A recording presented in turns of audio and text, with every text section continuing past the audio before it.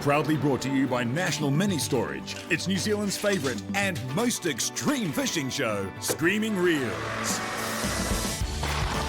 I've got him!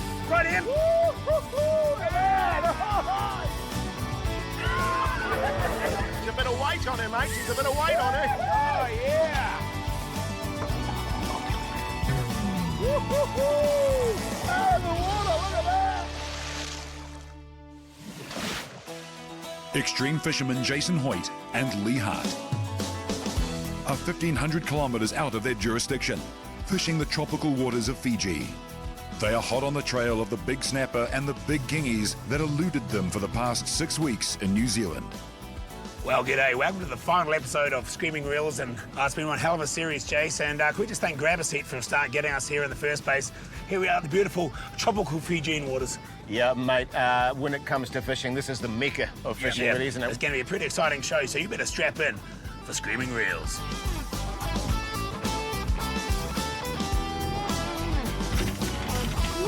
Well, I tell you what, here we are with Big John, skipper of the Lady Lily, and we've had some adventures over the years, haven't we, go back, John? don't we? Yes, Hey? we definitely yes. Last time I yes. saw you, mate, I literally shat myself at a Kava Festival.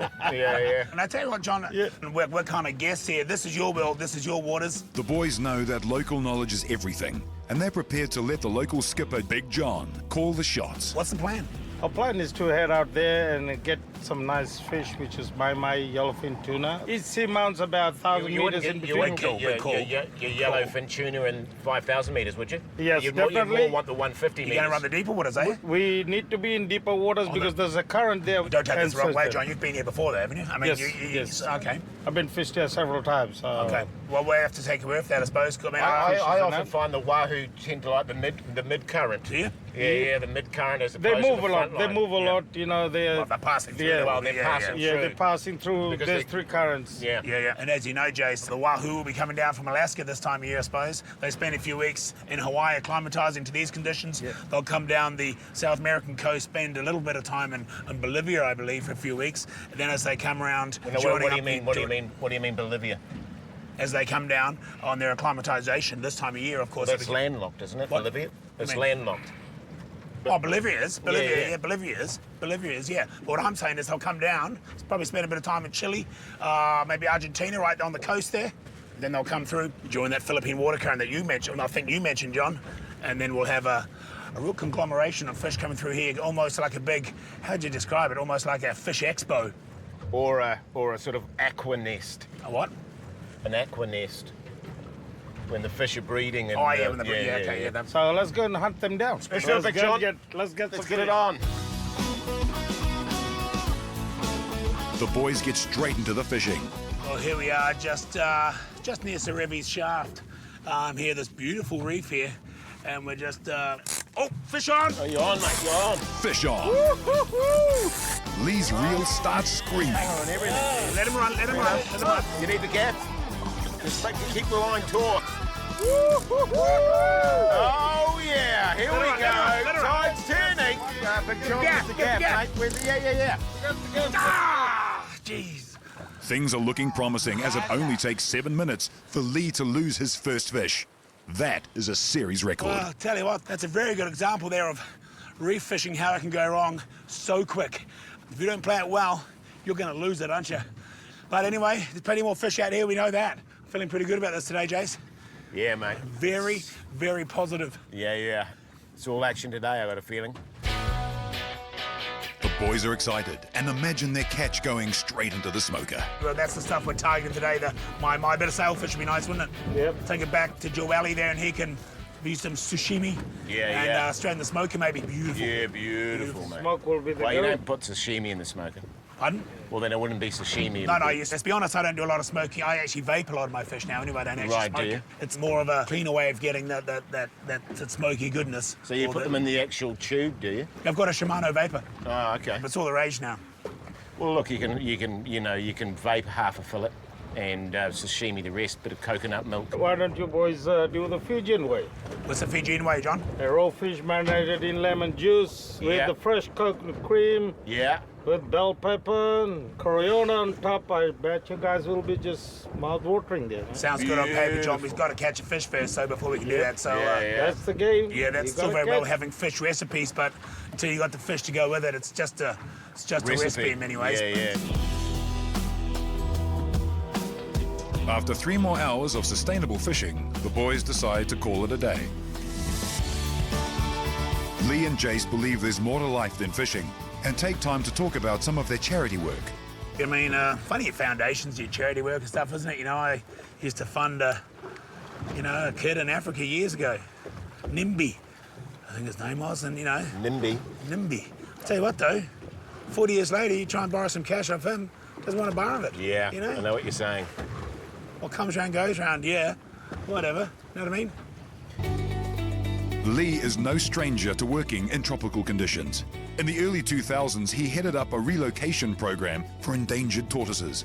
250 tortoises relocated to a better sanctuary, unheard of. No one had ever done it before, so we loaded all these tortoises onto a boat, not dissimilar to this, 40 at a time. Took them off outside the reef there and dropped them over one by one, Yeah.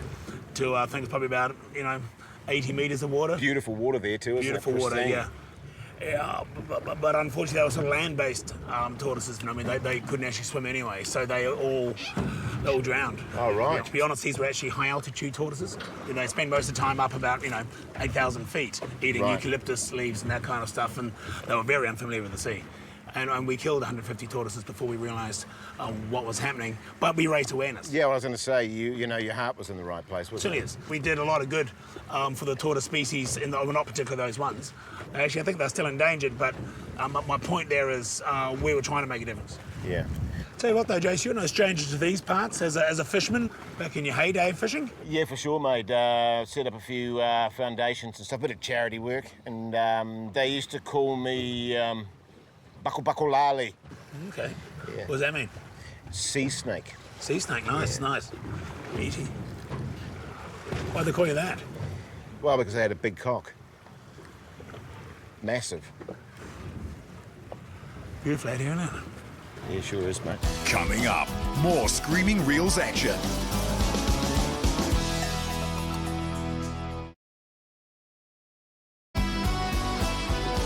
It's yet another day in the tropical waters of Fiji for Jason Lee.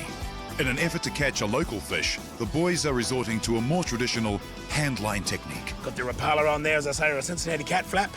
You could also use perhaps a Canadian fish weasel or even a wet mongoose. Perhaps these are conditions, maybe not, I don't know. I don't know about wet mongoose, nah. but definitely the cat weasel. I mean, you must be coming these waters for years now, eh? It's been a decade for me, 30 years coming out here. 30 years, man. Yeah, so I know my water just the back of my brain. You would have caught some big fish out here, no doubt, in these waters. Definitely. In olden days, Off the reef. way back in 80s, we used to use this handlines here. Yeah. And as for trolling, we did not have rods. We use rapalas and we wrap it around our hand with a piece of cloth, and we troll with our arms out over like the this, side of the boat, and one yeah, hand yeah, on yeah. the engine. And as soon as we get the strike, our arm pulls off like this, and we reset not the hook literally, on but the yeah. fish, and we start pulling. We slow the engine down, and we pull the fish right onto the boat. Yeah, that's real fishing. That's how we what this grew up. show's all about in a way. I used it's to, very extreme. It's real, you know. I used to, very similar to you, John, I lived by the water, and on the outgoing tide, I'd often spear marlin. You know, with the tide going out, you'd just go with your flashlight, and there'd be marlin in the low water. You're not thinking of flounder, are you? No, marlin. Okay, yeah. They'd just be, boom, marlin, on the end of your bamboo spear there, and beautiful in the smoker, though. Beautiful. For the first time in the series, Lee is starting to doubt Jace's fishing credentials.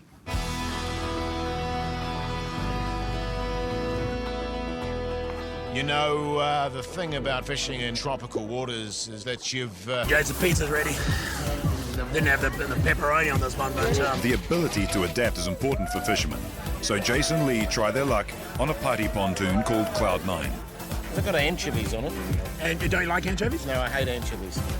Oh, sorry, I just thought, this is the last episode of stuff, halfway through it, so it'd be quite nice to...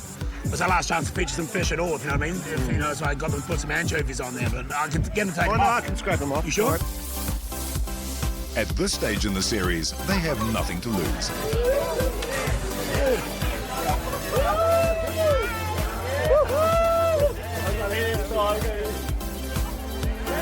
Big John watches on from a safe distance. Guys! Eventually, like all good things, it must come to an end. The boys decide to call it a day. They are professionals and know that tomorrow they will need to be back on the water bright and early.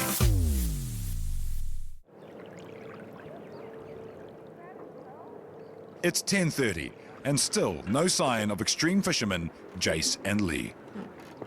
Big John has no option but to take an Australian family on a far less lucrative snorkeling safari. The next day, however, it's all hands on deck. The boys are ready for some more screaming reels action.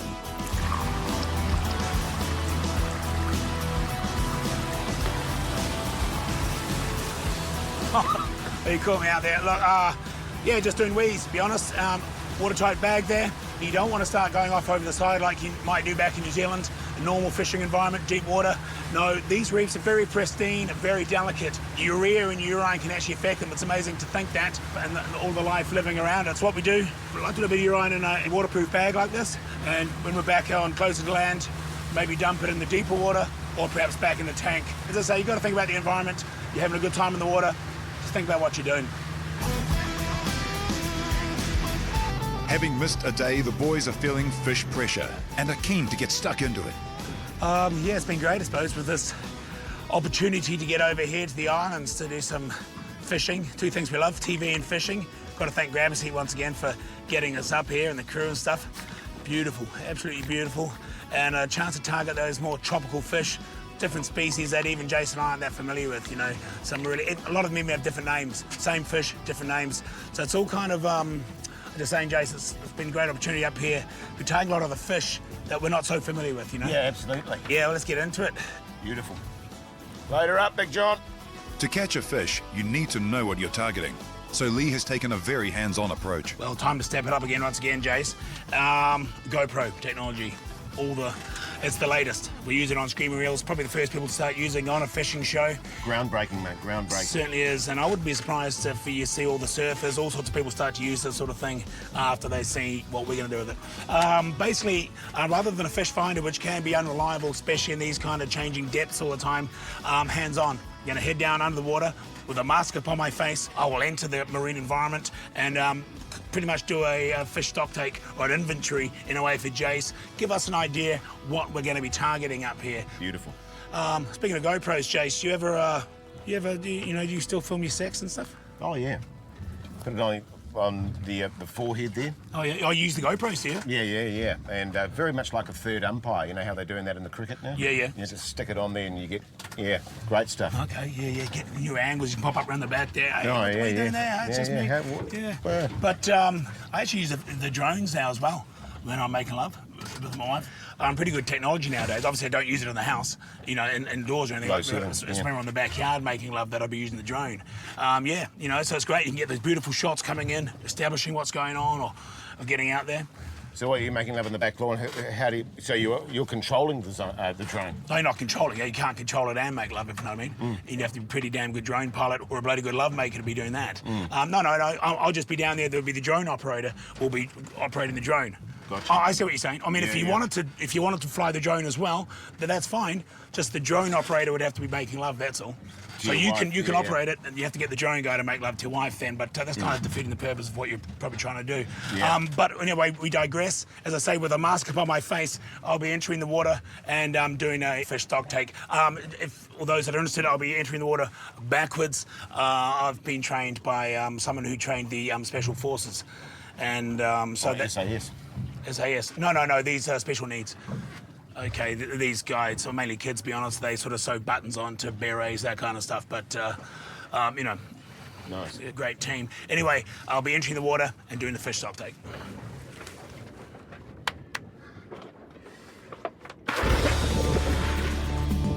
Like Jack Cousteau before him, with a mask upon his face, Lee marvels at the abundant sea life. What are we looking at, mate? Yeah, mackerel. Yeah, how many? Got to be a couple, I reckon. Okay, 2? Yeah, a couple. What about snapper? Snapper. Yeah. About 4 snapper. 4 snapper. Do you see any bream down there? Bream. Yeah. Hold on.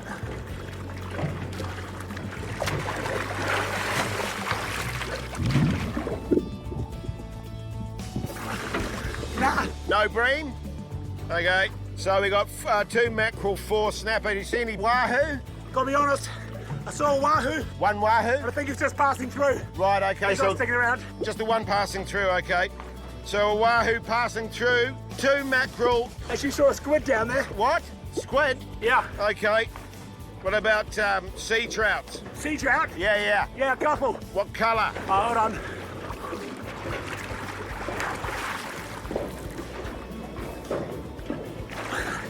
Orange. Orange. Okay. 2 mahi, 4 snapper. You got this, John? You getting this, John? Yes, I did. 2 coral trout, a wahoo passing through, no bream and 2 squid.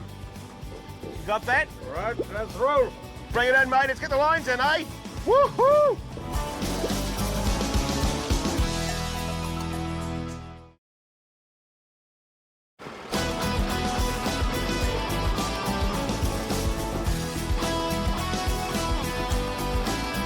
Now that the boys know what they're dealing with, it's time to get fishing again.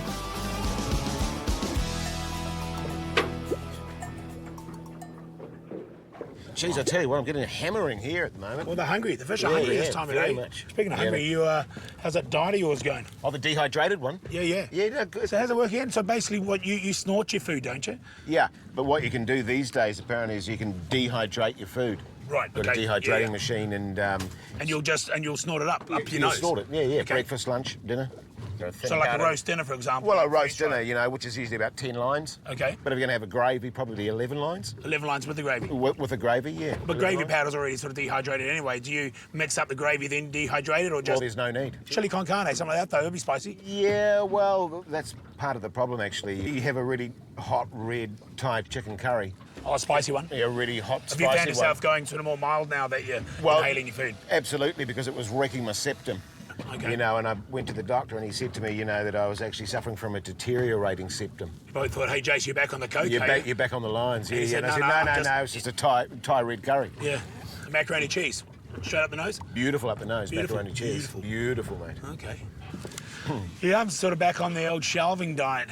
Oh, You know, yeah. I didn't think I was going to go back to, but it's good. You know, so obviously most of my meals I will be ingesting anally or rectally. I get to enjoy the foods I enjoy when I want to enjoy them, Yeah. just up my backside. You know, the point is, I mean, What about taste? it doesn't really come into it, to be honest. You know, so I find myself eating a whole lot of food I never really found myself enjoying when I used to taste it. Yeah. You know what I mean? Yeah, yeah. And a lot of vegetables, bok choy I never used to like. Love it now. Yeah. You know? You're shelving it, doesn't matter. Yeah, exactly. I mean, not all foods are easy, but, you know, So what's the hardest, you think? be corn on the cob. Oh, yeah. You got to be pretty confident. You wouldn't start off this diet and go straight to a corn on the cob. You might start on cream corn, maybe something like that, or maybe those sort of foods. Right. Well, how do you get it down to the husk? Oh, you take the husk off. Oh, right, okay. If you're shelving a corn on the cob, Jace, you don't leave the husk on. Right. You know what I'm saying? But what you can do, you can take all the kernels off and Yep. crouch down like a bird, I suppose, and sort of just peck at Peck it. at the dish. And, Yeah, and yeah. Get it that way, but it's nice It'd when be you, good for the thighs too, I Yeah. imagine. Just do it, you know, getting it in there. But it's nice after a while when you can get up to a corn on the cob, lasagna, or even a baked potato. Obviously, take the foil off because it's hot. you know. Yeah. There you go. And then you Yeah, I'm getting a fair amount of play, mate. wonder if we're a bit shallow here. Encouraged by the bites they had on their hand lines, Jace returns to his big game rod, knowing there is only minutes left in the series to catch a big fish.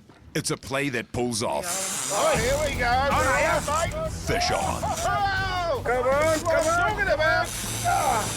Jace's reel is screaming like never before.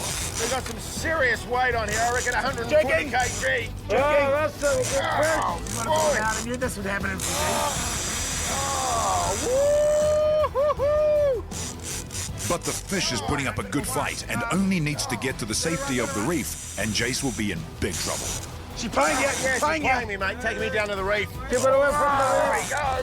Oh. Oh, mate, you got some weight on Got there. your back, Jason, got your back. Then drama.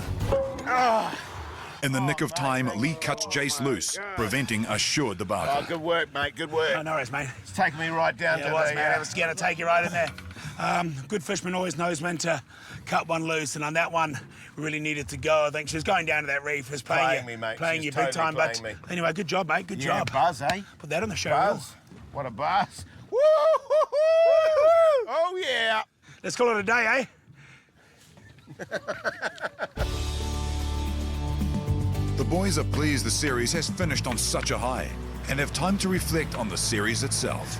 A lot of people often ask me, about this series. It's been a huge success and all, but they'd often say, hey, Lee, is there anything you do different? Anything you'd change about the series? Any decisions you made?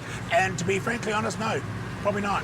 I think it's been hugely successful because we've stuck to our guns. Okay, sure, would it be nice to catch some more fish, but catching fish Or any fish. doesn't necessarily make a fishing show, you know what I mean? And we've made quite a song and dance, I suppose. We've been quite open about our supporting of sustainable fishing. And I tell you what, you watch those fishing shows, all the montages of pulling all the fishing and all the fish in and stuff. Tell you what, it's not the commercial fishing that's wrecking fishing in New Zealand, it's fishing montages. That's what's doing it, You're right, mate. You're right. Fish after fish after fish in a montage, with a music soundtrack. Who's counting? Who's counting those fish? Yeah. Yeah, mate. The marine officer comes around, and he's like, I'm over the quota. Oh, I'm in a montage. Sorry about that. It's undersized. Oh, I was in a montage. Yeah, for those that you don't know, it's a TV thing, a montage, just a whole lot of shots shot together with music. That's a TV thing. You may not need to understand that, but that doesn't matter. But, The boys call it a day.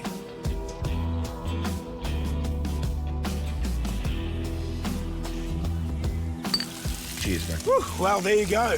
End of another week. End of a series in many ways. And, okay, we didn't bring a hell of a lot back for Joelle in the kitchen there to sashimi, but we had a pretty good day in the water. No one can take that away from us. But luckily, thanks to our friends at Handless, we won't be going hungry. We've got some old smoky bacon here. Look at that. Beautiful, mate, Beautiful. Straight out the smoker. Beautiful. I've been thinking about it, mate. We've been out on the water. We've had a bit of bad luck. We've had some pretty strange weather systems and tides to deal with. But, I like to think that actually, at the end of this whole experience, this whole filming experience, I've come out a better person. Yeah, Yeah. You know what I'm saying? certainly do, mate. Would you do it again? No. Well, I'm not really into fishing. Would you? No. I thought you were. Well, I thought you were. That's why I thought that was... No. Well, you should have said Well, something. you should have said something. I thought you were into it. Well, I just thought you wanted to do a fishing Well, show. you You're should- massively into fishing. Well, I wish you had said something. We've gone 6 weeks on TV running a fishing show. Haven't even caught a fish. Look like idiots. Well, that's because I'm not into fishing. Like fucking idiots. Screaming Reels would like to thank the support of Wakachangi, now in over 500 stores nationwide. Download the Wakachangi Go app to find the one closest to you. Hellas, New Zealand's butchers. Try old smoky bacon, straight out of the smoker. Beautiful. The all-new Sangyong Rexton. And of course, New Zealand's national mini storage, creating space.